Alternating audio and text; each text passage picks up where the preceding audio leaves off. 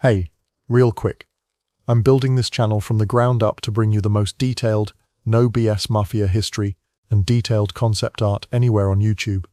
I'm still growing and no doubt the quality of these videos will keep getting better and better. If you like what you hear and see today, hit that subscribe button and tap the like and engage with me in the comments. I read and respond to all of them.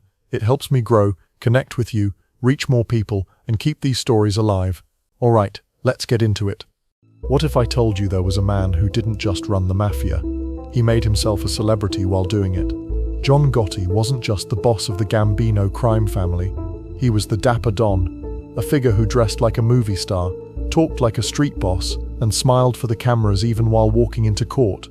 By the end of this video, you'll know how Gotti rose from a tough Queens street kid to the most famous mob boss in the world, how he defied the FBI for years, and the one critical mistake that guaranteed his downfall. And stick around because later we'll break down the one moment where Gotti's love of the spotlight turned from an asset into a weapon against him.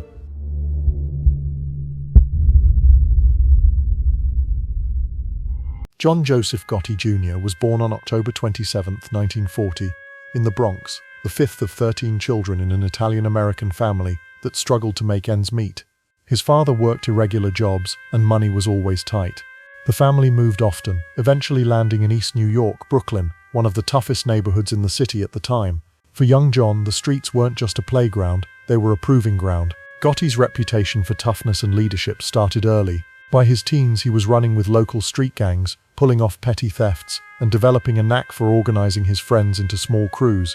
He wasn't the biggest kid, but he had presence, the kind that made people either want to follow him or get out of his way. His real education in organized crime began in the Fulton Rockaway Boys, a gang with ties to the Gambino family. This was his entry into the mob's farm system, a place to prove you could be trusted with bigger and more dangerous jobs.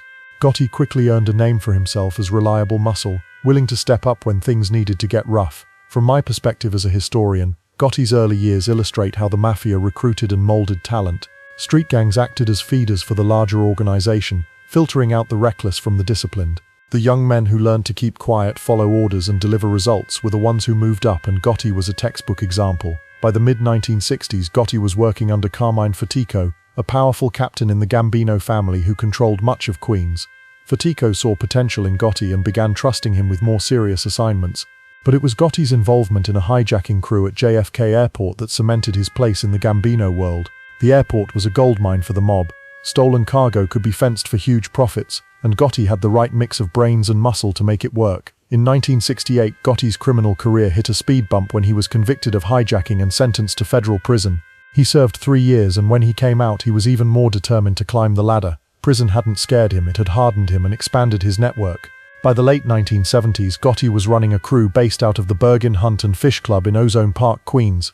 The club became his headquarters, a place where business was discussed over coffee and jokes, and where the seeds of bigger moves were planted. Gotti's charisma and sharp dressing made him stand out in a world where many mobsters still favored understated styles. He liked being noticed, and that was a dangerous trait in a business built on staying in the shadows. The pivotal moment came in the early 1980s when Gotti's crew became entangled in a feud that led to the murder of James McBratney, who had kidnapped a Gambino associate. The hit elevated Gotti's reputation as someone who took decisive action when family members were threatened. His loyalty to his crew and the Gambino name was never in question, at least not yet. Then came his break. Paul Castellano, the boss of the Gambino family, was growing unpopular among the rank and file. Castellano's focus on white-collar crime and his distance from street-level operations alienated many, including Gotti. After Castellano skipped the funeral of underboss Agnello Della Croce, Gotti's mentor, Gotti saw his chance. Planning the hit on Castellano was high risk. It required coordination, secrecy, and the willingness to gamble that the commission wouldn't retaliate. Gotti assembled a trusted team, including Sammy Gravano, and in December 1985, Castellano was gunned down outside Sparks Steakhouse. The hit was bold, public, and decisive. Overnight, John Gotti went from captain to boss of the Gambino family. But Gotti wasn't content to be just another boss. He cultivated a public image, expensive suits, broad smiles, and open defiance of law enforcement. The media dubbed him the Dapper Don, and later, after he beat several charges in court, the Teflon Don. For a while, it seemed like nothing could touch him. The Teflon Don nickname wasn't just a media creation. It was a reflection of how Gotti's trials kept ending in acquittals, often thanks to witness intimidation and jury tampering. Each victory only fed his legend. Crowds would gather outside the courthouse to cheer him on. News cameras loved him. Gotti was doing something almost no other mob boss dared. He was becoming a celebrity while sitting at the head of a criminal empire. From my perspective as a historian, this was both Gotti's genius and his fatal flaw. In the short term, his larger-than-life persona inspired loyalty among his men and fear among his rivals. But it also painted a giant target on his back for law enforcement. The FBI had been embarrassed by their repeated failures to convict him, and they were determined to bring him down permanently. The Bureau's strategy was patience. They increased surveillance, planted listening devices in the Ravenite Social Club, where Gotti held meetings, and quietly built a case that would be impossible to shake. The key to that case was Sammy Gravano. For years, Gravano had been Gotti's trusted underboss, running the family's operations while Gotti played the role of public figure. But FBI wiretaps caught Gotti blaming Gravano for problems within the family, a move that would eventually push Gravano to cooperate with the government. By the early 1990s, the noose was tightening. The FBI had hours of tapes with Gotti discussing murders, racketeering, and other criminal activities. They also had Gravano, who agreed to testify in exchange for a reduced sentence.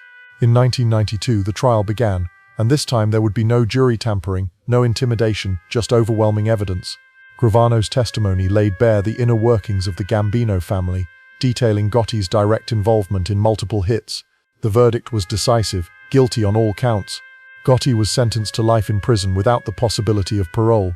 For the man who had once strutted into court like a movie star, it was the ultimate fall from grace. In prison, Gotti remained defiant, refusing to acknowledge the authority of the court that had convicted him. But his influence within the Gambino family began to fade. Leadership passed on, and the new bosses were less inclined to court public attention. The Mafia was changing, becoming quieter, more cautious, and less willing to risk the kind of scrutiny Gotti had drawn. The end came in 2002, when Gotti died of throat cancer in a federal prison hospital. His funeral in Queens drew a large crowd, but it wasn't the spectacle it might have been in his prime. The streets had changed, the mob had changed, and the age of the celebrity gangster was over. Gotti's legacy is complicated. To some, he was the last great mob boss, a man who refused to hide, who lived on his own terms, and who embodied the old-school code of loyalty. To others, he was a reckless egotist, whose need for fame destroyed the very organization he sought to lead. And that's the lesson here. In organized crime, power is as much about perception as it is about muscle. Gotti mastered the art of perception, but he forgot that in the long game, the spotlight is a dangerous place to stand. It attracts attention from your enemies, from law enforcement, and from those closest to you who might decide the game is over. So, was John Gotti the ultimate symbol of Mafia power, or the man who proved that no one is untouchable? That's for you to decide. Let me know in the comments whether you think Gotti's style was brilliance or self-destruction. And if you want more true stories from the real world of the Mafia, subscribe and stick around because we've got plenty more where this came from.